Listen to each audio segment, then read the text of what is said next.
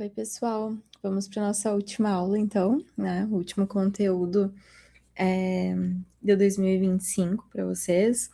Quero encerrar a disciplina, infelizmente não presencialmente, né? Não estando com vocês por perto, mas quero agradecer, né? Pela força que vocês tiveram aí, pela paciência, por estarem junto, por se interessarem também. Foi bastante importante para mim ver assim que o pessoal estava interessado de fato e quis participar e quis se colocar como parte ativa, assim, né, do processo de aprendizagem, perguntando muito, participando das aulas. Eu gostei muito de dar essa disciplina para vocês, apesar, né, de todos os pesares aí que aconteceram no decorrer do nosso semestre. Bom, para finalizar, então, a disciplina, falando em contextos mais específicos, né, eu resolvi trazer aqui um pouquinho sobre algumas reflexões, na verdade, e possibilidades para pensar as terapias cognitivo-comportamentais no âmbito do SUS, né? Então, o que a saúde pública pode tirar de proveito e de eficácia, o que a gente já tem de bons argumentos, né, favoráveis aí às TCCs nesse contexto da saúde pública. E aí entendam que eu estou falando de todo o sistema. Então, a gente pode pensar na rede de atenção psicossocial, nos CAPs, nos ambulatórios de saúde mental, mas também a gente pode pensar na rede mais ampliada, não só psicossocial, como também as unidades básicas de saúde, estratégias de saúde da família. Então, pensem no geral no SUS, em todas as potencialidades aí, né, dos serviços públicos, da saúde pública, da saúde coletiva, tá? E também nos hospitais, né? Eu não mencionei, mas a gente também pode pensar num serviço mais complexo, mais especializado, que a TCC também vai fazer parte. Eu trouxe alguns recortes, assim, então eu trouxe vários materiais diferentes, estudos diferentes, que pontuam possibilidades, assim, pensando demandas específicas que chegam no SUS, né, que chegam na saúde pública, mas que vão demandar recursos, estratégias mais específicas por conta das suas particularidades. Bom, eu já comecei. Na verdade, eu queria colocar esse por último, e eu não sei porque eu coloquei por primeiro, né? Mas enfim, eu já começo pegando meio pesado aqui na questão do comportamento suicida, porque isso chega direto nos serviços de saúde. Tu pode estar atuando numa internação psiquiátrica, numa UPA, num pronto atendimento, né, não só na UPA, pode atuar num ambulatório, seja onde for, vai ter demanda para trabalhar sobre a questão do comportamento suicida. Quando eu falo comportamento suicida, eu quero dizer desde ideação até a tentativa de suicídio. Só que, obviamente, como é muita coisa, assim, né? Como é muita demanda que chega nesses serviços de saúde, geralmente o foco ele tá mais na questão da tentativa. Então, aquela pessoa que fez uma tentativa de suicídio. Então, esse vai ser o foco. E aí, eu só trouxe uma proposta mais geral aqui, que tá num livro do Aaron Beck com o Enzel, que é sobre a questão da suicidabilidade, né?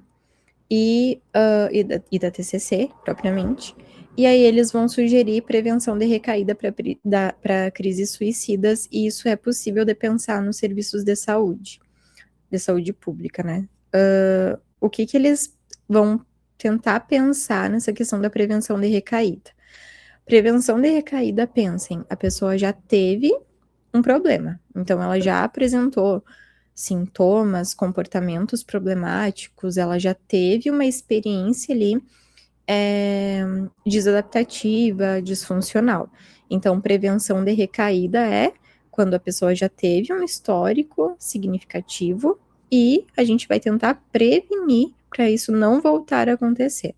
Então, o foco poderia ser, por exemplo, né, nos serviços ambulatoriais e serviços hospitalares de internação, antes da alta do paciente, que seja feito esse trabalho de prevenção de recaída, que tem algumas fases específicas, e não é um tratamento prolongado, ele não é como um acompanhamento psicoterápico que vai ser muito prolongado, ele pode ser feito inclusive em serviços de internação, para preparar o paciente para alta, por exemplo, depois que ele já teve ali o seu processo de acompanhamento, de atendimento durante a internação. O que acontece antes de entrar nessa questão das fases? O que acontece é que quando o paciente chega de uma tentativa de suicídio, vai acontecer dele provavelmente ficar bastante revoltado, dele ficar se sentindo fracassado, porque no geral ele queria ter morrido e não conseguiu, né? Não morreu. Então, antes de qualquer coisa, o trabalho vai ser de ele se adaptar e aceitar o fato de o que aconteceu ter sido como aconteceu, assim. Então, antes de qualquer coisa, não pensem que vocês vão fazer uma super intervenção mágica que vai fazer a pessoa ver a vida diferente, que ela não vai querer voltar a tentar o suicídio. Na verdade, provavelmente ela vai querer, né, tentar de novo, especialmente no momento ali da frustração, do insucesso, né, vou dizer assim. Então, inicialmente, a gente tem que fazer os manejos iniciais mesmo, que daí em cada local, em cada tipo de serviço, vai demandar certa técnica.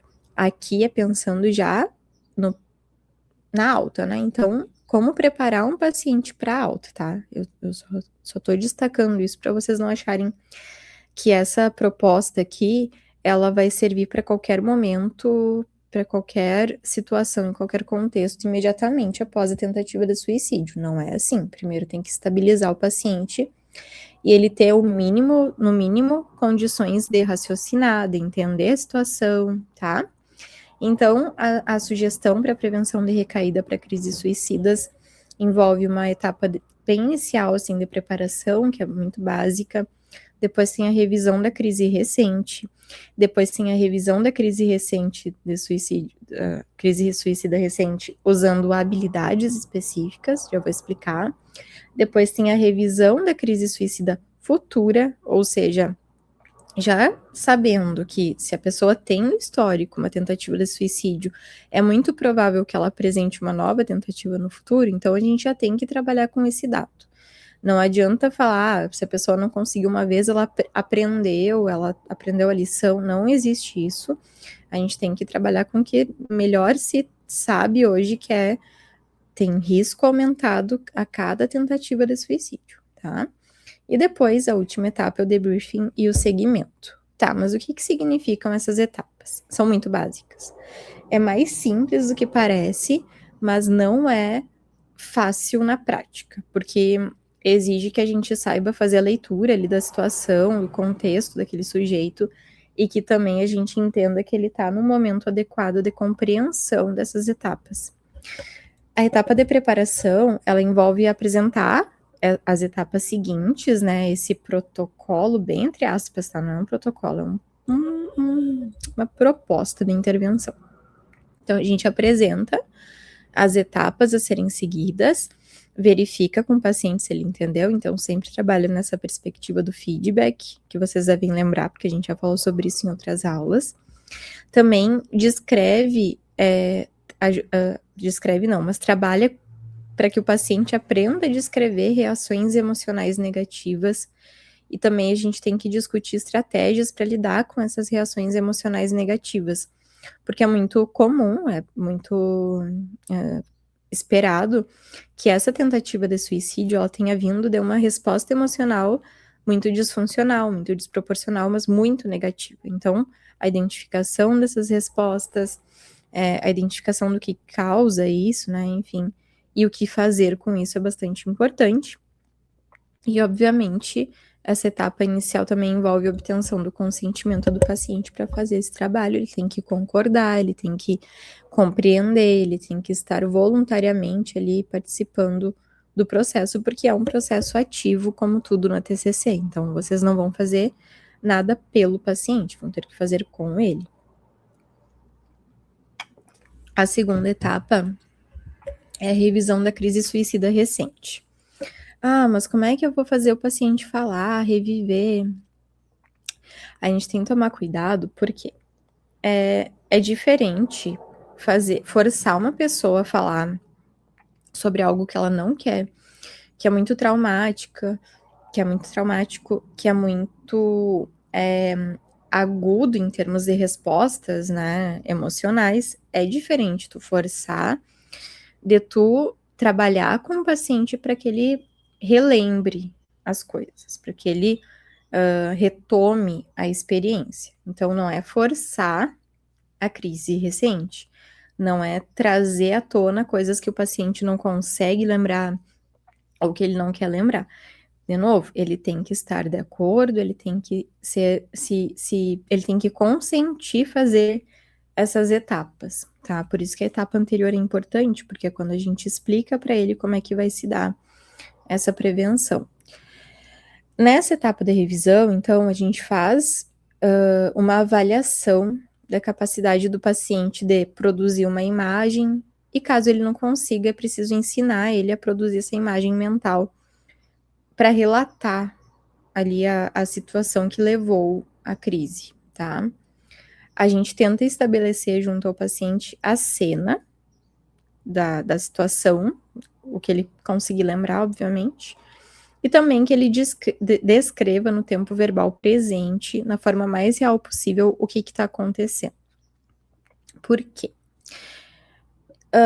Tem casos em que o comportamento suicida ele se dá numa situação de impulsividade e de surto, por exemplo, tá?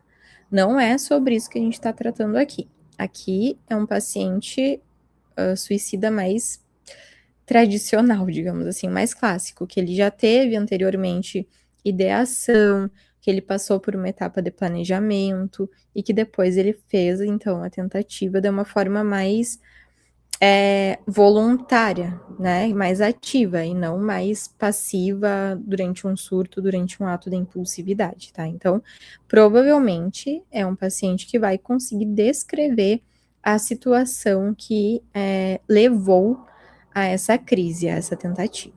Então, ele vai ter que tentar relatar, trazer essa imagem mentalmente, tentar descrever essa imagem mental como se estivesse vivendo naquele momento. E aí a gente ensina ele, ajuda ele a destacar pensamentos, emoções, comportamentos e situações significativas que pudessem, talvez, estar associados à crise. Então, o que provavelmente desencadeou a crise? Vamos tentar identificar coisas que tu pensou naquela situação, nesse momento que tu tá relatando. O que tu estava sentindo? Tu lembra, né? Que emoções que vieram, que sentimentos que afloraram? E que comportamentos ou outras situações relacionadas poderiam ser associadas à crise. Então, a gente vai fazer um mapeamento nesse momento. Essa revisão é um mapeamento de situações problema, de situações gatilho, que provavelmente estiveram relacionadas a essa última tentativa de suicídio. A gente está trabalhando especificamente com a última tentativa. Depois, na terceira etapa, a gente faz uma nova revisão da crise suicida recente, só que agora usando habilidades. Então, é como se a gente fosse gradualmente ou progressivamente tornando mais complexa a leitura, o mapeamento da situação crítica, tá? Bom, aí a gente faz novamente essa solicitação da descrição em tempo verbal presente da sequência de eventos que desencadearam a crise. Agora a pessoa já vai ter mais noção de como ela pode descrever isso, porque na etapa anterior a gente estava tentando ajudar ela a criar essa imagem, né? Só que agora a gente vai colocar um adicional aí, um plus, né? Que é um incentivo ao paciente a discriminar, né? A diferenciar, a caracterizar as estratégias de coping e as respostas a tal situação. O que significa isso? Que estratégias de enfrentamento estariam presentes ali? Estariam disponíveis para enfrentar, para responder aquela situação. Olha, eu não tô querendo dizer que tu não poderia ter feito o que tu fez, mas que outras estratégias, que outros recursos tu poderia usar para lidar com aquela emoção, com aquele pensamento, com aquele sentimento, com aquele comportamento, com aquela situação. Então, a gente vai tentar conceber junto ao paciente outras possibilidades de resposta, sem julgamento, sem falar, tu não pode fazer isso, né? Sem colocar aquele discurso moralista absurdo, tu tem que pensar nas pessoas da tua família. Não, a gente só quer que ele amplie o repertório de estratégias de enfrentamento em situações que são críticas. Essa é a ideia. Bom, e como eu falei, a gente sabe que, havendo histórico de tentativa de suicídio, isso aumenta a probabilidade de no futuro voltar a acontecer.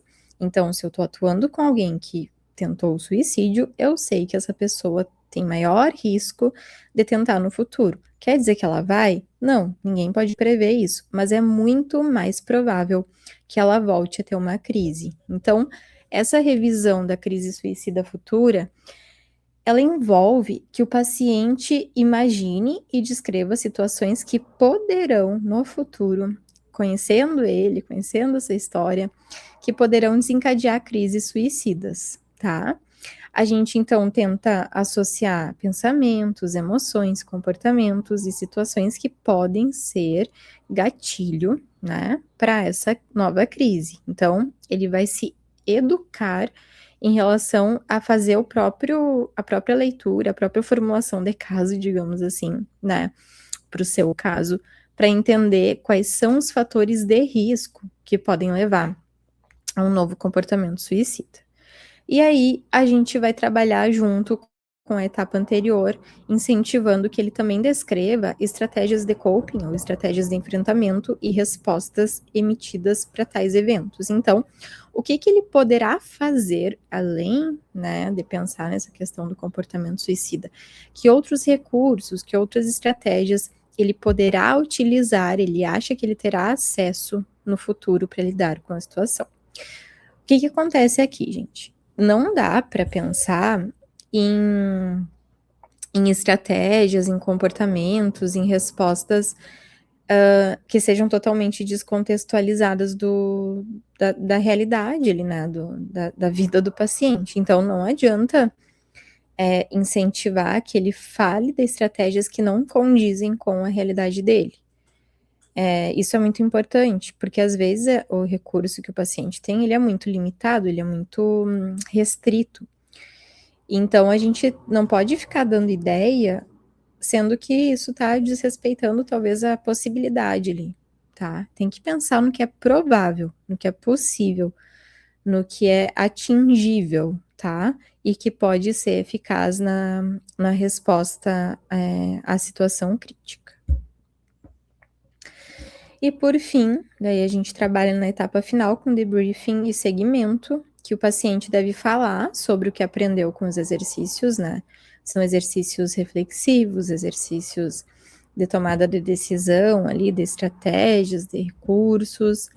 Também a gente trabalha na identificação de questões emergentes durante os exercícios, que ainda são considerados problemas. Ficou alguma dúvida? Ficou alguma coisa em aberto? Ficou alguma lacuna? E caso o paciente ainda esteja com ideação suicida, determinar um plano para ele lidar com essa ideação. Porque eu sei que é frustrante, uma temática difícil, assim. Não é todo mundo que vai escolher trabalhar com paciente suicida e tudo certo, isso não diz nada sobre incapacidade técnica. A gente tem que aprender sobre as nossas limitações, né?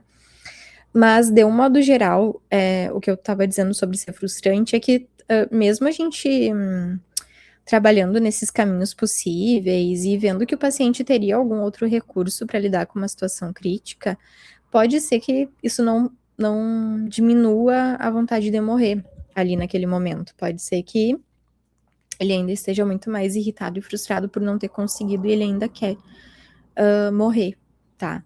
Então, nesse sentido, a gente tenta pensar no que é possível, tenta pensar na construção de estratégias realmente práticas, né, que vão ter alguma eficácia ali naquela realidade, naquele contexto de vida, mas a gente não pode, infelizmente, garantir que aquilo vai ser o suficiente, tá?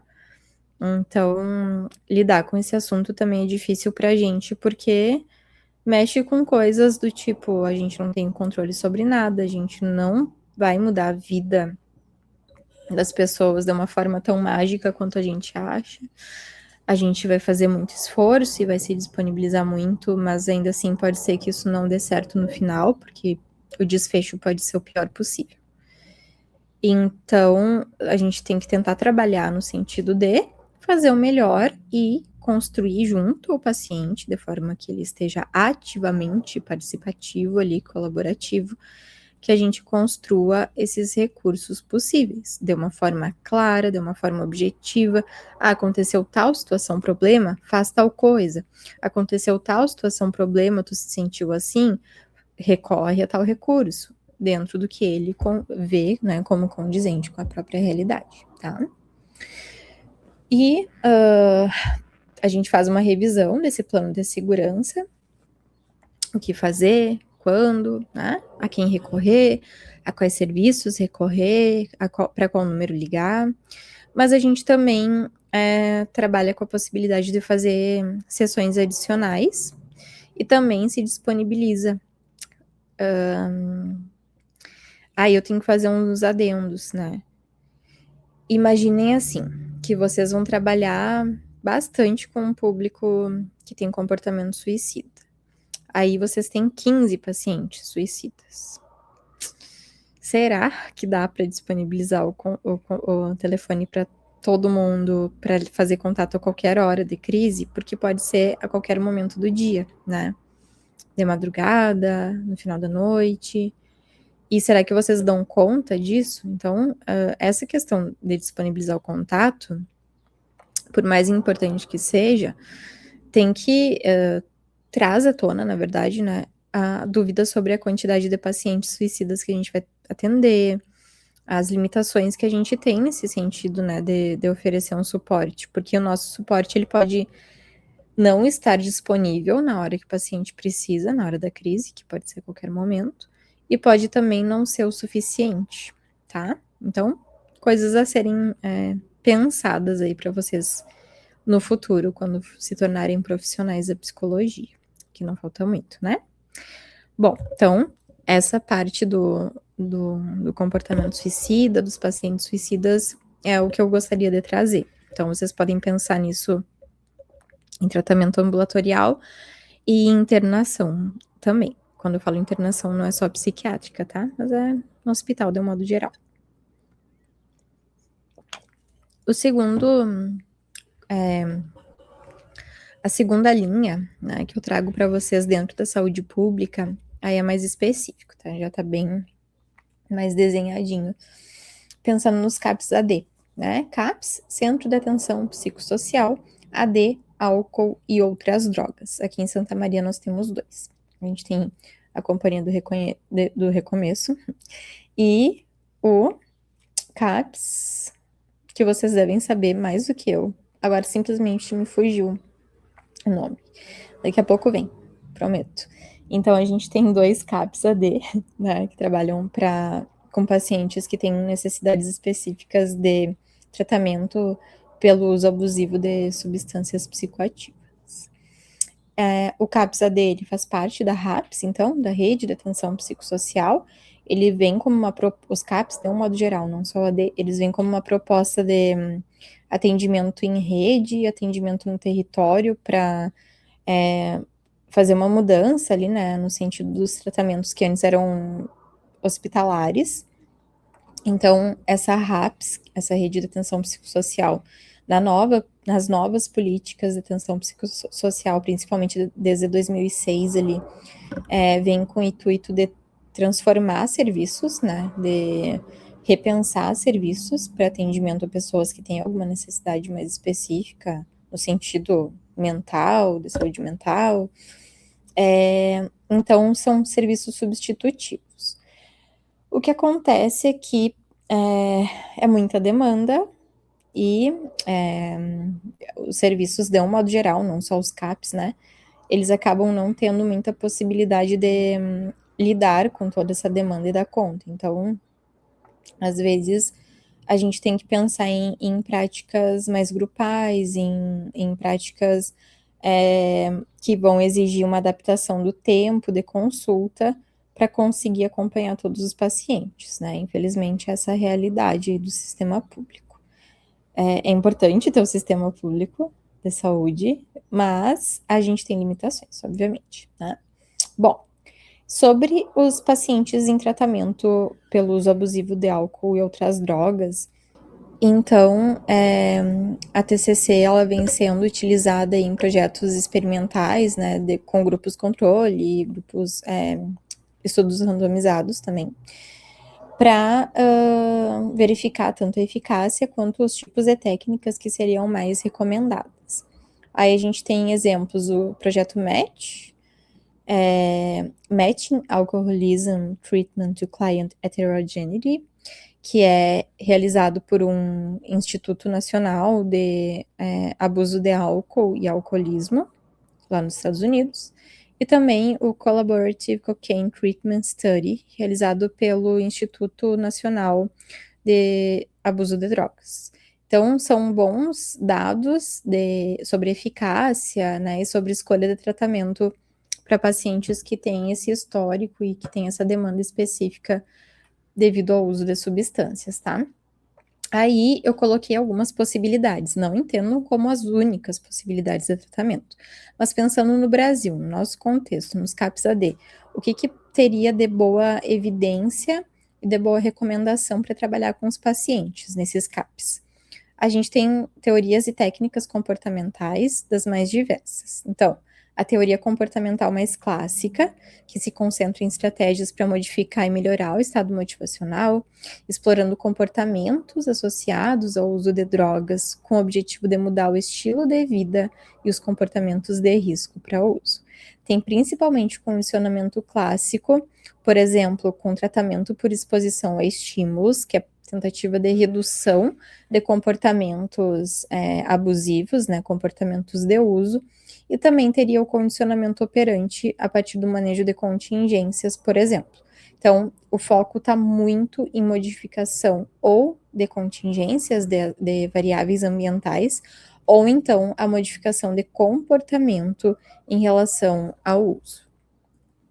Também tem boas evidências da terapia comportamental de casal. Essa base teórica aqui, né, da terapia comportamental de casal, sustenta que interações familiares disfuncionais produzem contingências que reforçam o consumo de álcool e outras substâncias. Então, tem bons dados demonstrando o peso, a força do ambiente para o comportamento acontecer. E aí, o desenvolvimento da terapia comportamental de casal, ela aconteceu justamente a partir do reconhecimento de que o alcoolismo é um problema sistêmico, afetando o casal, relacionamentos, filhos, família, amigos e sociedade. E é bem interessante quando a gente trabalha nessa perspectiva, porque basicamente começa a se observar pessoas, agentes, né, que fazem parte do contexto de vida daquele paciente e que aumentam a probabilidade desse paciente fazer o uso. E até é uma parte importante do tratamento a gente fazer essa avaliação junto ao paciente para ele entender que ele está muito mais suscetível, ele fica muito mais vulnerável a voltar a ter o comportamento problema quando ele está em contato com algum fator ambiental, inclusive com alguma pessoa. E aí a gente tem que fazer todo um manejo, né, relacionado a isso. Na TCC mais tradicional, a gente pensa em 3 fases. A fase inicial começa já com intervenções mais motivacionais e comportamentais. Então, antes de qualquer coisa, tenta fazer algumas coisas, algumas intervenções mais práticas. Na fase intermediária, trabalha daí sim com psicoeducação em relação ao modelo cognitivo do uso abusivo de substâncias e também dos transtornos, né? É importante trabalhar com o modelo cognitivo para a pessoa entender, para o paciente entender por que a gente vai depois propor certas técnicas, principalmente as técnicas cognitivas, tá? E também para ele entender melhor a dinâmica ali, o mecanismo do transtorno. e do comportamento, né? E também nessa fase intermediária trabalha com técnicas específicas, daí sim, de reestruturação cognitiva, mudança de hábitos, que é muito importante. A questão da mudança de hábitos, ela é central em qualquer linha, né? Tem que ser central em qualquer linha. E aí, na fase final, trabalha com intervenções mais estruturadas para o paciente desenvolver autonomia, ele fazer a manutenção da abstinência, para a gente ver o padrão de uso, como é que tá esse padrão, se mudou, se piorou, se melhorou, e aí pensar um plano de tratamento e também prevenção de recaída. Falando em prevenção de recaída, tem modelos mais específicos, eu não posso aprofundar, eu tô mais citando para vocês aqui as possibilidades, né? Mas tem modelos de prevenção de recaída, o tradicional, mas também tem um baseado em mindfulness. E é bem legal porque demonstra, assim, a importância do paciente se adaptar a certas experiências e trabalhar na aceitação de algumas experiências internas também. Porque o paciente que faz uso de alguma substância, geralmente ele tem menor tolerância a algumas sensações, ou ao desconforto, ou à frustração, ou ao tédio. E aí, com mindfulness, a gente adiciona aí esse componente de tanto maior reconhecimento das próprias experiências internas, quanto também aceitação dessas experiências, né?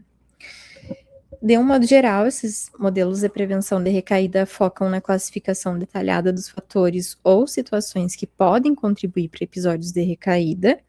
E quando a gente fala em mindfulness nesse modelo, a gente observou pela literatura ali, né, alguns dados relacionados a um programa ambulatorial, que foi um programa adjunto, né, ao tratamento da dependência química, projetado para ajudar clientes a aumentarem a consciência sobre os gatilhos, experiências físicas, emocionais e cognitivas, aprendendo a responder habilmente ao invés de reagir automaticamente. O que acontece no mindfulness de um modo geral? Quanto mais tu aumenta a tua consciência sobre os seus próprios processos e sobre as situações no geral, é mais provável que tu tenha maior, e eu vou colocar uma grande aspas aqui, né? É muito mais provável que tu tenha inteligência para lidar com as situações, ao invés de só ser reativo, de só agir sem pensar, ou agir emocionalmente, né? Também bem em grandes aspas. Então, o processo de aceitação, de consciência, né, de si mesmo, autopercepção aumentada, é bastante importante aqui nos casos de dependência química. E também vou mencionar a entrevista motivacional.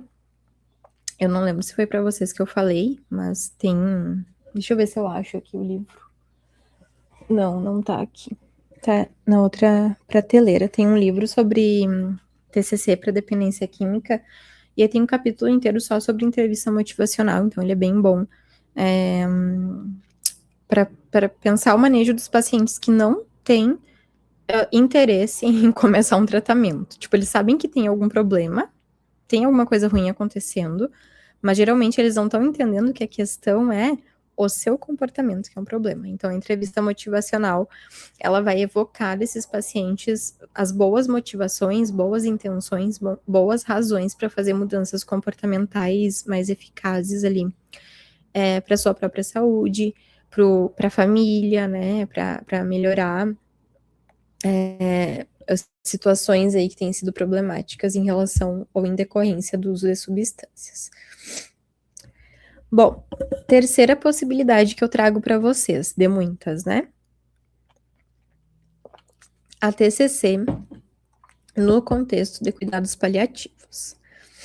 Quando a gente fala em cuidados paliativos, diferente de pensar o paciente terminal, né, que tá morrendo, a gente tem que pensar aqui em pessoas que têm doenças crônicas, doenças sem cura, doenças com tratamento prolongado, que exigem muitos cuidados em vários âmbitos, não só no âmbito físico, médico, mas também psicossocial, né?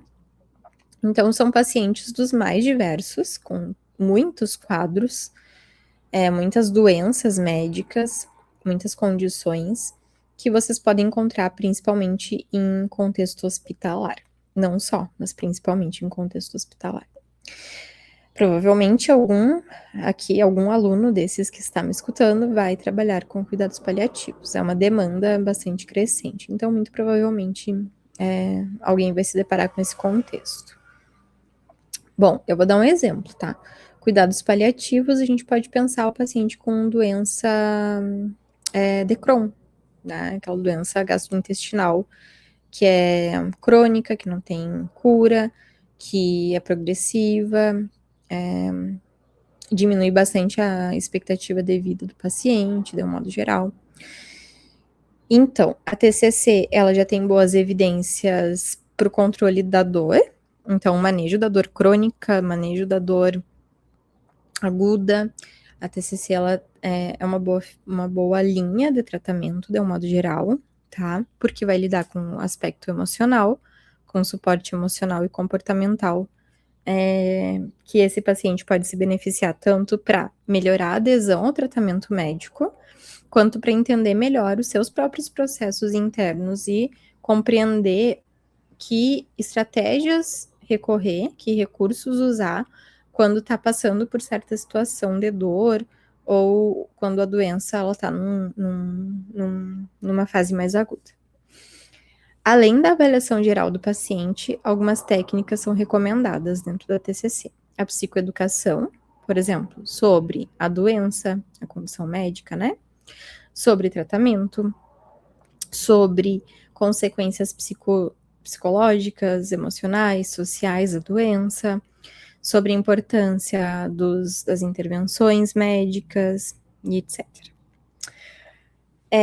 Treino assertivo e de habilidade social também, porque, por exemplo, vamos pensar num paciente que ele tem uma doença, ele está sempre ou quase sempre no hospital, ele tem muito mais internação do que experiências boas, positivas no cotidiano, na vida. Então, por exemplo, ele pode perder muito ali da interação social, ele pode perder muito do manejo social, né, da capacidade de comunicação. Então, esses treinos, eles são bastante úteis para esse paciente, que ele está muito mais recluso, muito mais isolado. Às vezes, o isolamento acontece também pela própria por exemplo, dependendo da doença, dependendo da condição clínica, ele vai ficar com mais vergonha de ir nos lugares, de encontrar com pessoas e sair. Então, o isolamento social ele pode acontecer por vários motivos, em relação ou direta ou indireta ao problema, né, a doença. Técnicas de reestruturação cognitiva também são bastante eficazes e técnicas de aquisição de estratégias para alívio dos estados de tensão e ansiedade. Treino de respiração, treinos de relaxamento, mindfulness, são bastante recomendados também nesses casos. Aí, para não ficar muito longo e obviamente eu não vou conseguir falar sobre todas as possibilidades dentro do SUS, mas trouxe 3 que eu acho que são bem importantes. E também quero sugerir para vocês algumas leituras, tá? Eu trouxe 2 relatos de experiência de contextos bem específicos dentro do SUS, que talvez vocês gostem também.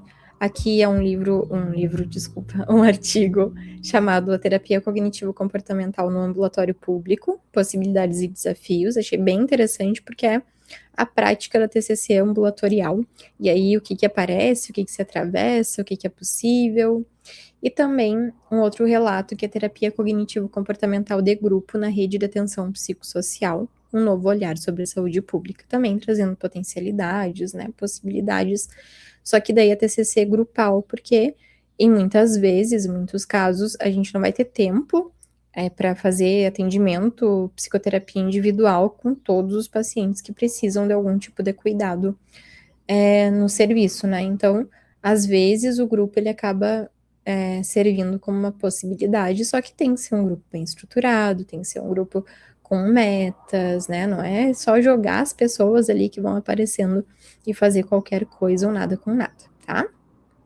Aqui estão as referências que eu usei. É isso, tá, gente? Não pude aprofundar, tentei falar o mais rápido possível, já ficou uma aula meio longa, mas espero que vocês tenham tirado algum proveito da disciplina também, né? Espero que não tenha sido uma experiência ruim, nem traumática para vocês, que a TCC ela seja apenas uma das possibilidades aí de vocês continuarem estudando, continuarem investigando intervenção não só na clínica, né, mas como eu tenho trazido aqui em outros contextos importantes também, de cuidado, e espero revê-los no futuro, né, em qualquer contexto que seja, espero que vocês contem comigo aí para o que precisarem, que me procurem sempre que quiserem alguma ajuda, algum suporte, alguma orientação, tá? Foi muito bom estar com vocês durante esse semestre. Vou sentir saudades, com certeza. E é isso, gente. Então, vamos nos falando, não sumam, não desapareçam para sempre, tá? A prof quer notícias e, se possível, manter contato, tá? Beijos para vocês, fiquem bem, até mais.